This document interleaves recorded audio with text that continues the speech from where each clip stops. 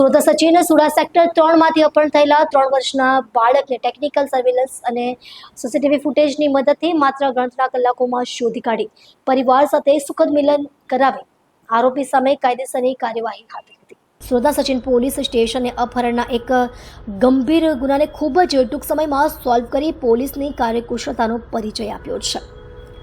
ગત સાંજે 7 વાગ્યાના અરસામાં સુડા સેક્ટર 3ના સેક્ટર પ્લોટ નંબર 119 નજીકથી 3 વર્ષીય બાળક સોનાનું અપહરણ થયું હતું, જેને પોલીસે માત્ર ગણતરીના કલાકોમાં જ શોધી કાઢી પરિવારને સલામત પરત આપ્યું હતું।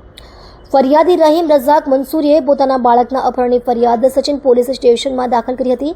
બાળકને રિયાઝુ અબ્દુલ હક મંસૂરી દ્વારા ઉઠાવી લેવાયોનો આરોપ હતો।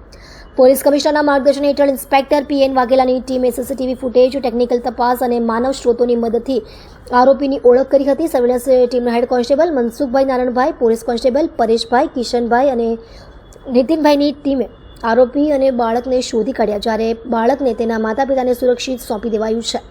પોલીસ કમિશનરે આ ટીમની કામગીરીને સરહદ ગણાવી છે અને ગુનાની ઝડપી તપાસ અને બાળકની સલામતી સાબિત કરે છે કે સુરત પોલીસ જનતાની સુરક્ષા માટે સજ્જ અને સક્રિય છે।